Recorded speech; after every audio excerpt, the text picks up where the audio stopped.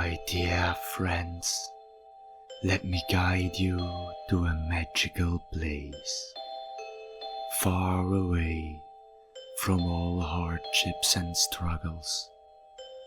Close your eyes and open your imagination. Chapter 6, Platform 9 3/4. The sun peeked through your curtains, casting a warm glow across your room. You blinked awake, excitement bubbling inside you, like a cauldron ready to boil over. It was September the 1st, the day you'd been dreaming of since you received your letter. Hogwarts was finally within reach. You jumped out of the bed, the anticipation thrumming through your veins. Orion had returned the night before. He was sitting on your windowsill as the rising sun bathed the room in orange light. You couldn't help but smile at the sight of your new friend enjoying the light breeze that blew softly through his feathers. You hurried through your morning routine. In the bathroom, you brushed your teeth, barely able to focus on the task at hand. Instead, your mind was racing with the thoughts of all the different books you still had to pack. After splashing cold water on your face, you dashed back to your room. You had already laid out your clothes the evening before.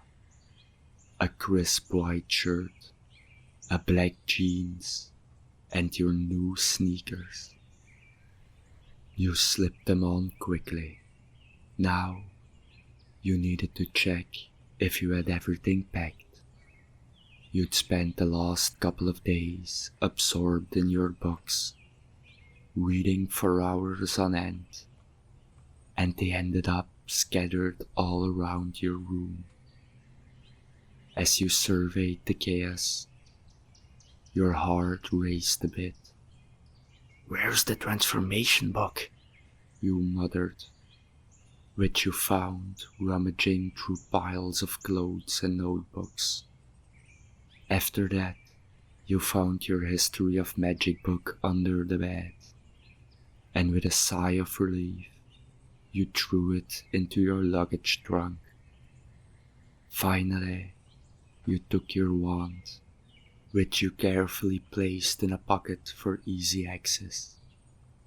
Once you felt confident you had everything, you put your robe and wizard hat in your backpack, so you could change on the train. Today, you were officially going to become a Hogwarts student. You glanced at Orion, who blinked at you with those large dark eyes. "You'll need to be gauged during the train ride," you said gently, knowing it was for his own safety.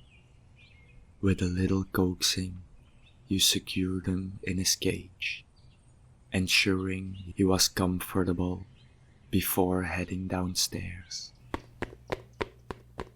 You headed to the kitchen, where the enticing smell of breakfast wafted through the air. Your mom was bustling around the kitchen, preparing scrambled eggs and toast. "Good morning," she chirped, her eyes twinkling with excitement. "Are you ready for your big day?" "Absolutely," you exclaimed, grabbing a piece of toast and shoving it into your mouth. You knew you'd have to make the effort to eat something substantial, even in your frenzy. After breakfast, you gathered your backpack and a sandwich for your journey, which your mother made. You heard your father moan while he was bringing the luggage trunk downstairs. You could hardly believe how much you were bringing, but you wanted to be prepared for everything. You slipped Orion's cage under your arm, knowing he would be a part of your journey today. "Don't forget your ticket," your mom reminded you, handing it to you with a proud smile. You tucked it safely into your pocket, heart racing with the knowledge that this ticket was your ticket to adventure. The drive to King's Cross Station was filled with chatter about what to expect at Hogwarts. Your mom asked about your hopes and fears, and you shared your excitement about meeting new friends and learning magic. As you approached the station, the iconic brick facade loomed ahead. It was bustling with travelers, the sounds of trains arriving and departing echoing in the background. You stepped out of the car, a mix of nerves and excitement bubbling in your stomach.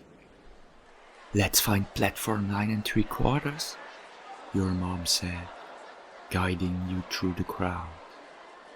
You navigated through the throngs of people, the energy in the air infectious. Each step felt like a leap closer to your destiny.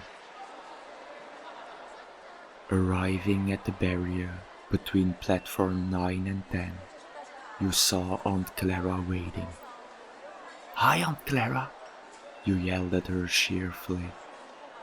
"Ready for the big day?" she replied. "Josh couldn't wait and went ahead already." "I can't wait either. How do we get to platform 9 3/4? You asked, your curiosity piqued. She chuckled softly, glancing at the barrier. "It's simple. You just run straight at the wall between platform 9 and 10. Don't hesitate. Just keep your mind focused on where you want to go. It's a bit like flying. You have to believe you can do it." You felt a mix of nervousness and exhilaration by her words. "So, I won't hit the wall?" "Don't worry about it," she said, her eyes sparkling with mischief. "If you wait a bit, you'll see plenty of other students doing the same thing. Just follow their lead." You nodded, your heart racing with the thrill of the unknown.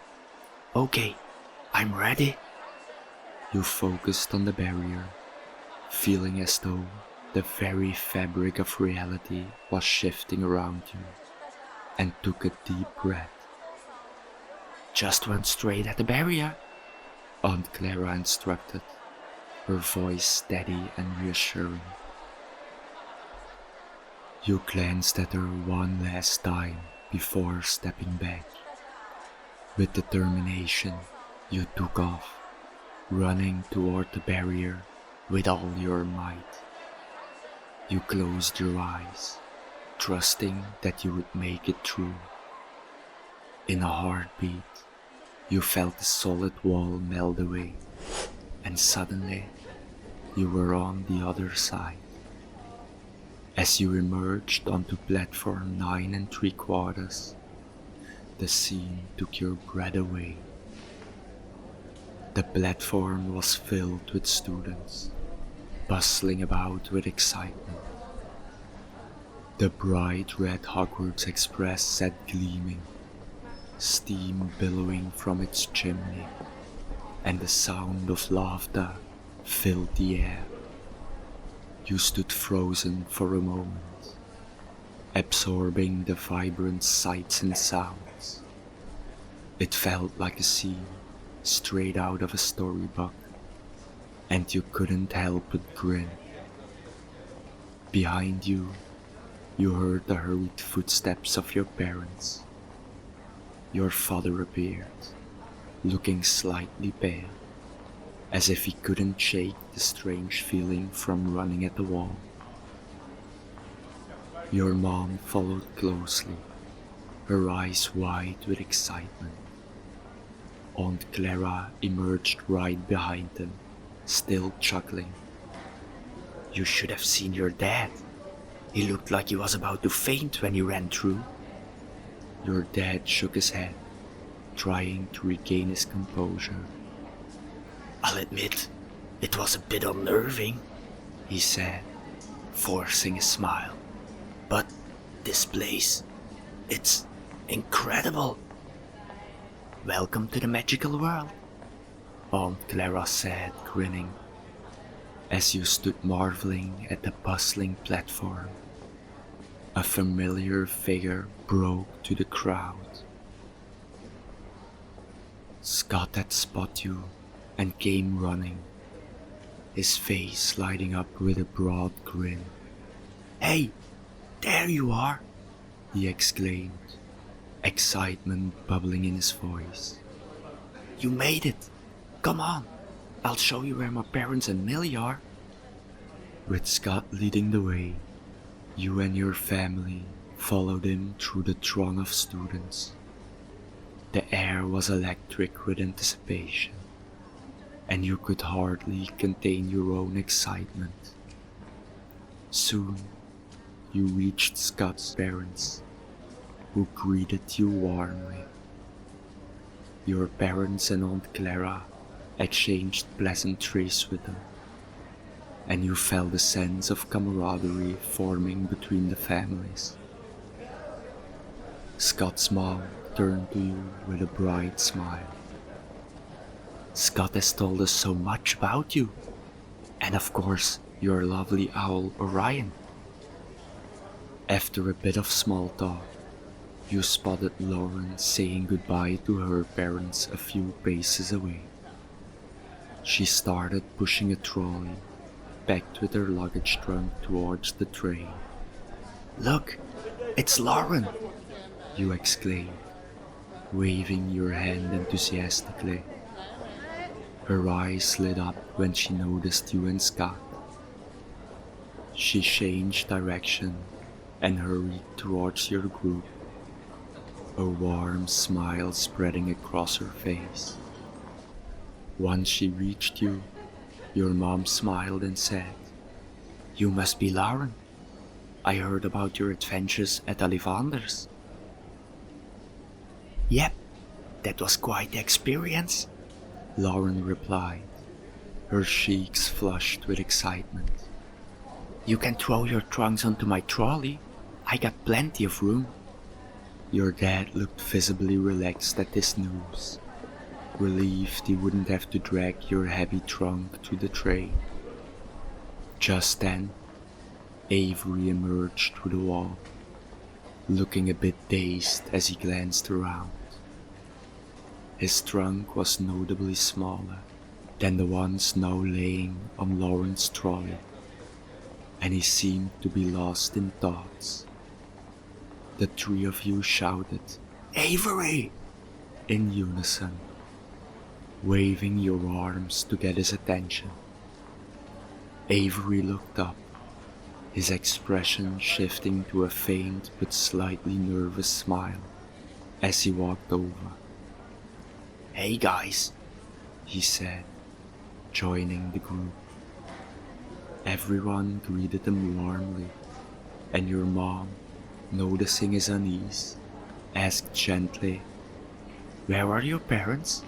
We'd love to meet them too." Avery shifted his weight, looking a bit uncomfortable. "They didn't have time to come," he replied softly. Your mom nodded, her expression sympathetic, sensing that he might not want to discuss it further. All of a sudden, the Hogwarts Express let out a loud honk.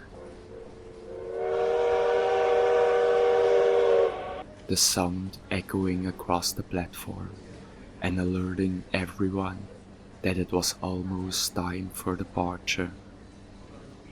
You turned to your parents and Aunt Clara, wrapping them in tight hugs. "I'll miss you," you said. "Have an amazing time, sweetheart," your mom whispered, We are so proud of you. Be good and make a lot of friends, your dad added, his eyes glistening with pride. After saying goodbye to Scott's parents, you, Scott, Lauren and Avery made your way towards the train, the four of you eager to embark on this magical journey together. As you walked, Millie appeared up ahead, already making her way towards the train, her laughter ringing out as she greeted other students. "Come on, we can't miss the train," Scott called, and you all picked up the pace, anticipation swelling in your hearts. Hogwarts awaited, full of mystery, magic, and the promise of friendship.